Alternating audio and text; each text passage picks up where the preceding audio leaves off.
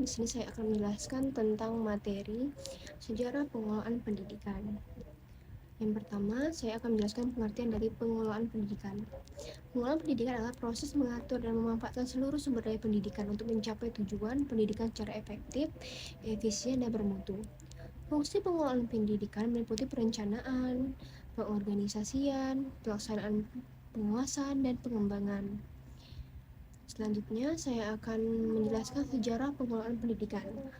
Pada masa klasik, 400 sebelum Masehi sampai 1000 Masehi, pengelolaan pendidikan berkembang melalui pemikiran tokoh seperti Plato yang menyatakan pendidikan sebagai alat negara dengan sistem berjenjang, Konfusius yang menekankan pendidikan moral dan terbuka untuk semua, serta Al-Farabi yang menyatakan pendidikan bertujuan membentuk manusia sempurna melalui ilmu dan spiritual.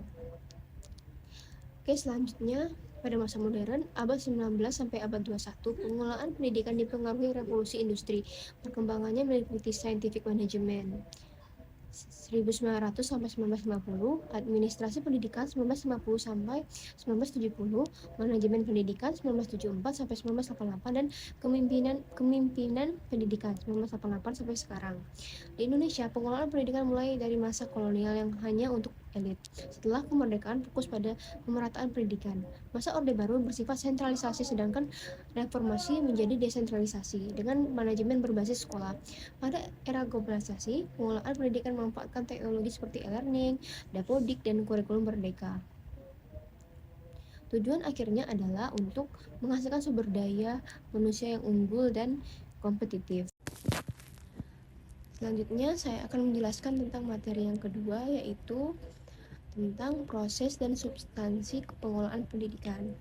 Pengelolaan pendidikan merupakan upaya mengatur dan mengolah seluruh sumber daya sekolah secara sistematis untuk meningkatkan mutu dan efektivitas pendidikan.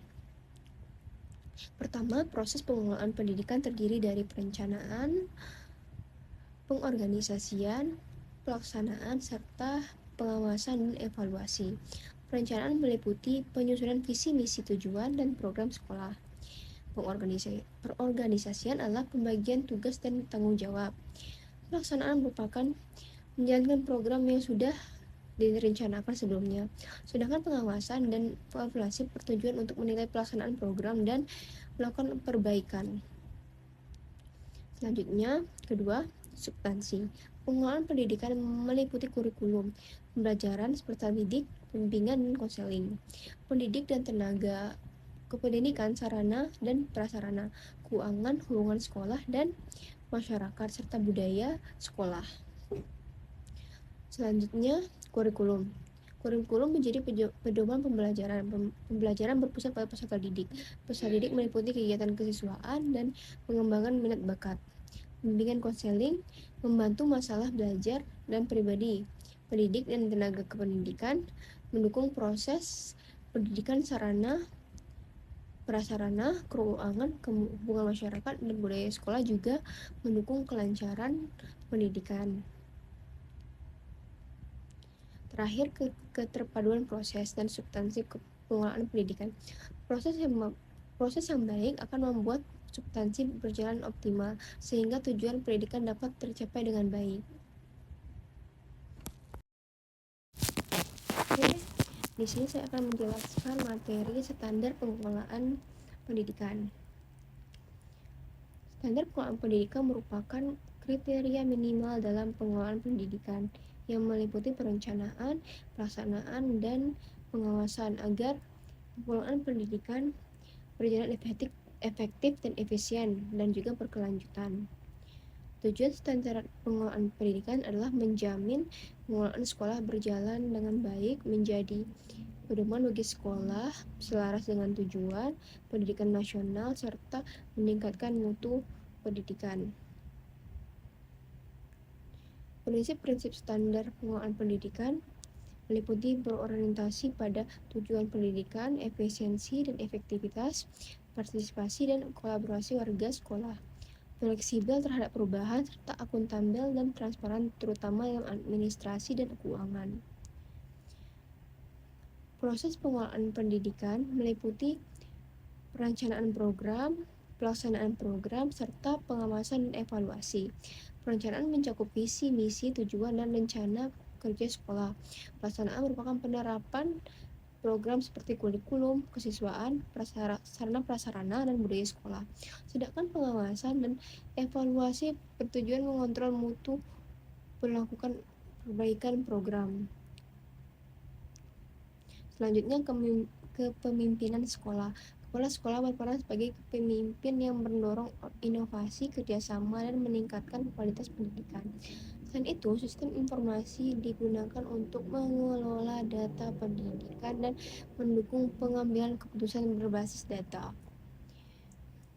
Sebagai kesimpulan, standar pengelolaan pendidikan merupakan pedoman penting dalam meningkatkan mutu dan profesionalitas sekolah. Selanjutnya saya akan menjelaskan tentang materi pengelolaan kurikulum dan pembelajaran. Pengelolaan kurikulum dan pembelajaran merupakan proses mengatur kurikulum belajar mengajar agar pembelajaran dapat berjalan secara efektif dan berkualitas. Pertama, kurikulum merupakan rencana dan pengaturan pembelajaran yang menjadi pedoman dalam kegiatan belajar mengajar. Kurikulum mencakup tujuan pembelajaran, materi pembelajaran, metode pembelajaran, serta evaluasi atau penilaian pembelajaran. Kedua, pembelajaran merupakan interaksi antara guru dan siswa dalam proses belajar mengajar untuk mencapai tujuan pembelajaran, yaitu pengetahuan, keterampilan, dan sikap. Pembelajaran merupakan pelaksanaan kurikulum di dalam kelas, sehingga kurikulum dan pembelajaran saling berkaitan. Ketiga, pengelolaan kurikulum.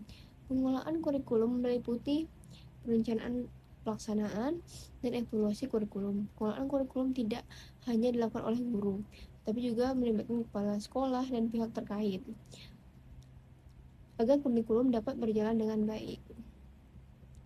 Keempat, tujuan pengelolaan kurikulum yaitu untuk meningkatkan mutu pendidikan, mencapai tujuan pendidikan, menyesuaikan kurikulum dengan perkembangan zaman, serta meningkatkan efektivitas pembelajaran di sekolah.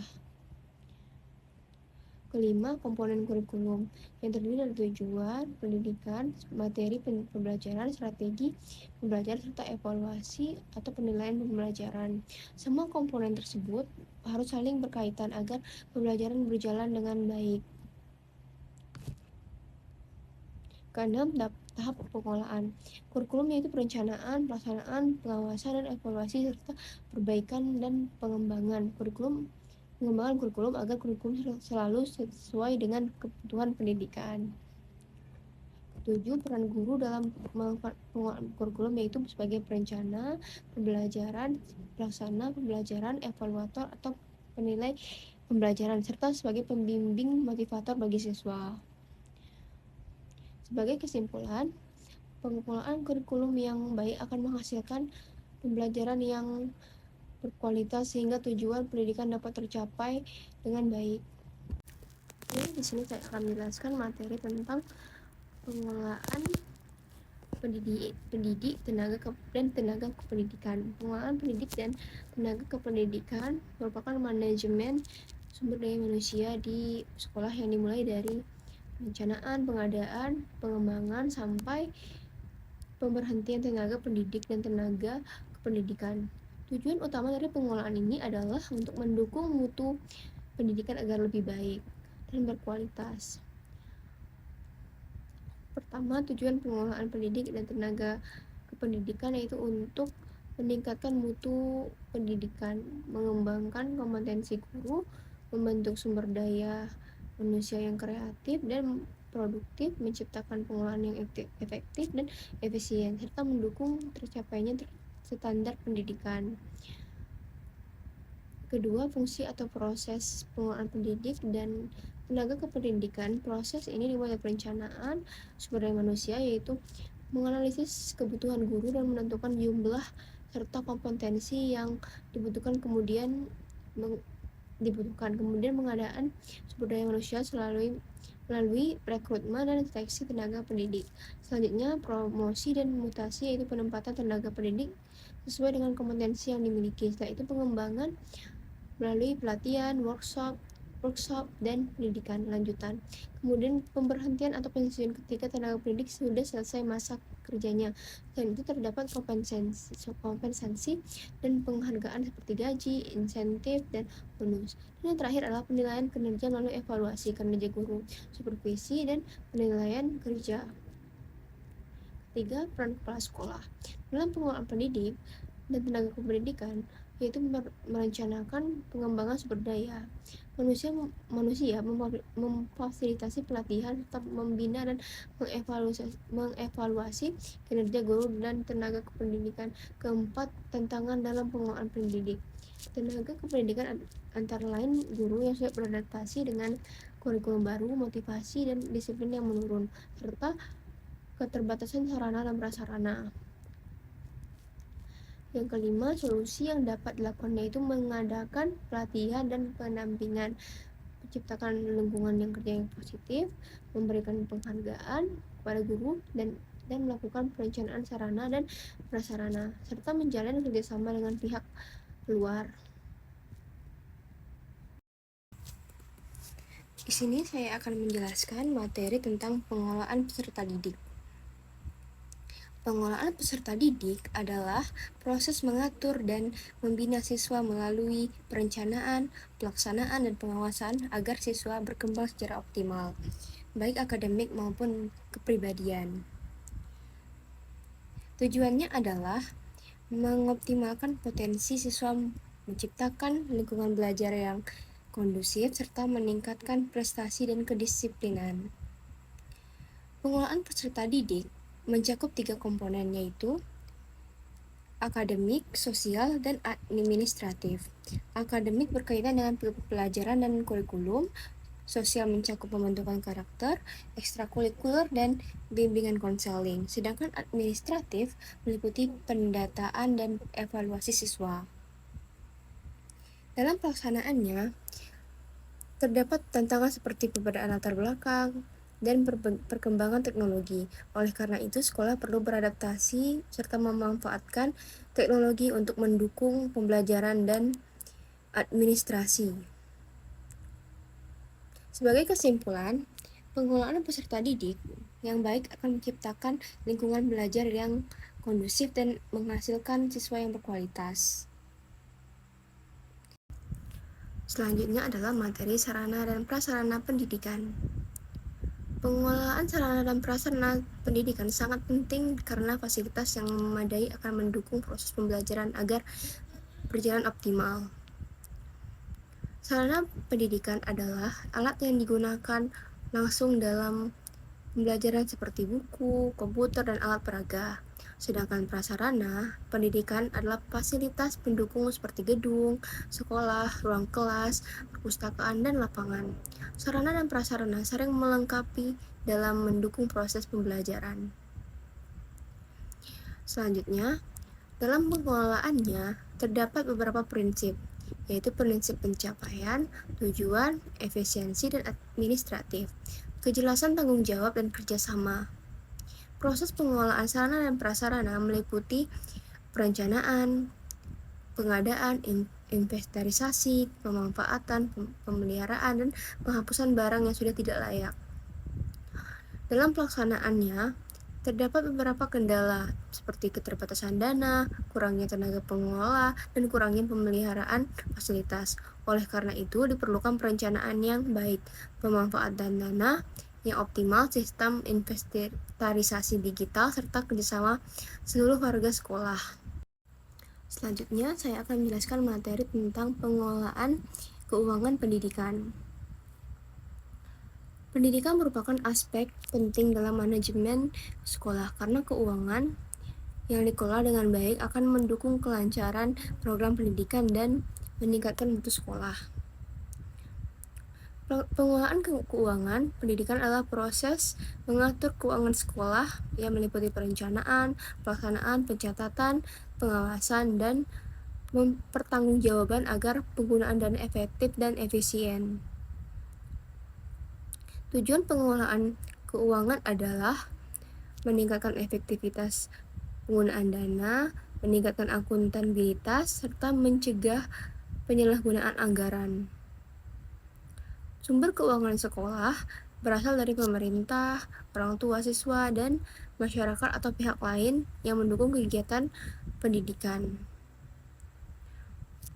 Dalam pengelolaan keuangan terdapat beberapa prinsip, yaitu keadilan, efisiensi, transparansi, dan akuntabilitas. Proses pengelolaan keuangan dimulai dari perencanaan melalui RKAS, kemudian pelaksanaan anggaran, serta pengawasan dan evaluasi. Kepala sekolah berperan penting sebagai penanggung jawab utama dalam pengelolaan keuangan sekolah. Sebagai kesimpulan, pengelolaan keuangan pendidikan harus dilakukan secara terencana, transparan, dan akuntabel agar tujuan pendidikan dapat tercapai dengan baik. Selanjutnya, saya akan menjelaskan tentang materi pengelolaan hubungan sekolah dengan masyarakat. Hubungan antara sekolah dan masyarakat adalah hal yang sangat penting karena sekolah tidak dapat berdiri sendiri tanpa dukungan dari masyarakat.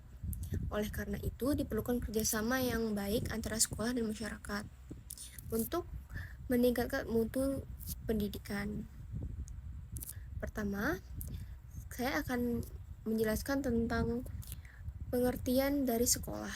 Sekolah merupakan lembaga pendidikan formal maupun non-formal yang bertugas mendidik generasi penerus. Sedangkan masyarakat adalah individu atau kelompok luar sekolah yang memiliki peran dalam pendidikan. Hubungan sekolah dengan masyarakat adalah kerjasama dan komunikasi antara sekolah dan masyarakat untuk meningkatkan mutu pendidikan, memahami kebutuhan pendidikan, serta membangun tanggung jawab bersama terhadap pendidikan. Selanjutnya, tujuan hubungan sekolah dengan masyarakat adalah untuk meningkatkan kepercayaan masyarakat terhadap sekolah, menampung saran dan masukan dari masyarakat, serta memelihara hubungan yang harmonis antara sekolah dan masyarakat.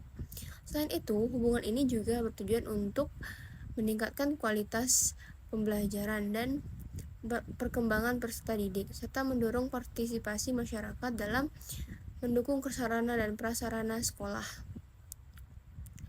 Selanjutnya, manfaat dari hubungan sekolah dengan masyarakat adalah dapat meningkatkan mutu pendidikan secara keseluruhan, meningkatkan kesadaran dan partisipasi masyarakat terhadap pendidikan, serta memperkuat kerjasama antara sekolah dan masyarakat.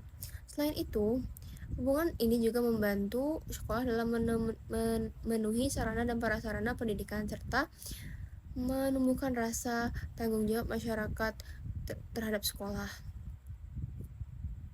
Dalam pelaksanaan hubungan sekolah dengan masyarakat terdapat beberapa prinsip, yaitu integritas, kontinuitas, cakupan, kesederhanaan, konstruktif, dan penyesuaian.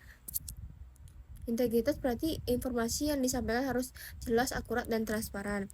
Kontinuitas berarti hubungan dilakukan secara terus-menerus. Cakupan berarti informasi yang diberikan harus lengkap. Kesederhanaan berarti informasi mudah dipahami. Konstruktif berarti informasi bersifat membangun, dan penyesuaian berarti program disesuaikan dengan kondisi masyarakat. Strategi yang dapat dilakukan dalam hubungan sekolah dengan masyarakat antara lain partisipasi aktif, komunikasi nyata, dan teknik komunikasi. Partisipasi aktif dilakukan dengan melibatkan orang tua siswa dan tokoh masyarakat dalam kegiatan sekolah. Komunikasi nyata berarti sekolah tidak hanya memberikan informasi tetapi juga melakukan tindakan nyata yang bermanfaat bagi masyarakat. Sedangkan teknik komunikasi dapat dilakukan secara tertulis, lisan, peragaan, dan elektronik seperti media sosial. Selanjutnya, saya akan menjelaskan tentang materi pengelolaan peningkatan mutu pendidikan. Pengelolaan peningkatan mutu pendidikan adalah proses sistematis untuk meningkatkan kualitas pendidikan melalui perencanaan, pelaksanaan, pengawasan, dan evaluasi. Tujuannya adalah meningkatkan kualitas pendidikan, hasil belajar siswa, serta kinerja sekolah.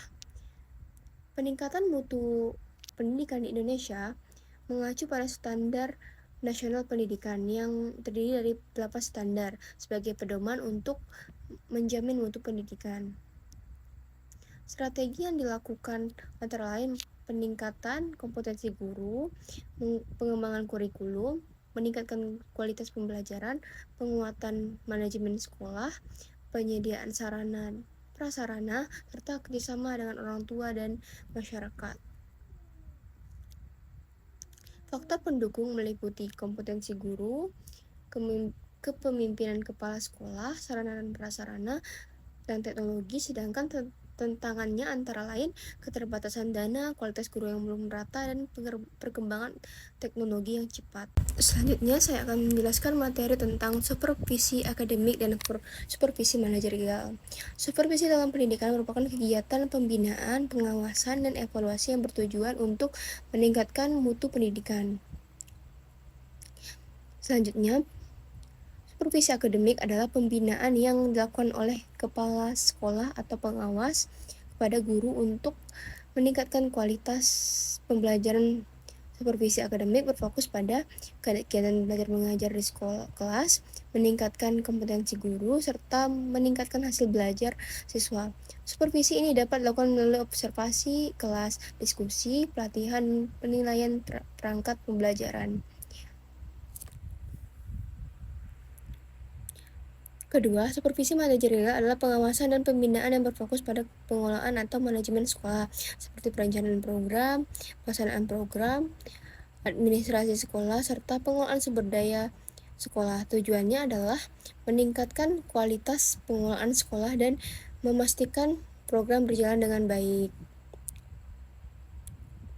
Supervisi akademik dan supervisi manajerial saling melengkapi. Supervisi akademik meningkatkan kualitas pembelajaran, sedangkan supervisi manajerial meningkatkan kualitas pengelolaan sekolah.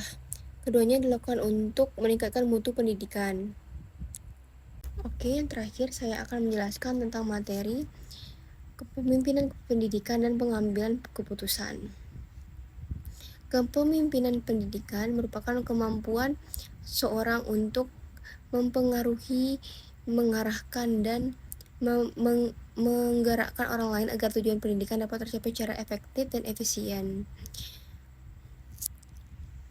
Fungsi kepemimpinan pendidikan antara lain merumuskan tujuan, memberikan motivasi, mengordinasikan kegiatan, membantu memecahkan masalah, serta menciptakan suasana kerja yang kondusif.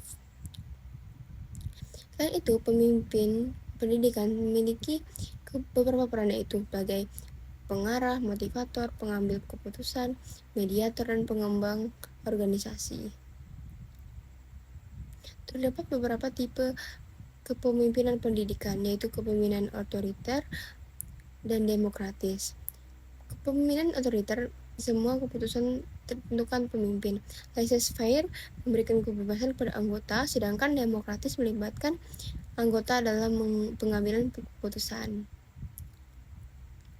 Proses pengambilan keputusan dimulai dari mengidentifikasi masalah, mengumpulkan informasi, menentukan alternatif solusi, memilih keputusan terbaik, melaksanakan keputusan, dan melakukan evaluasi.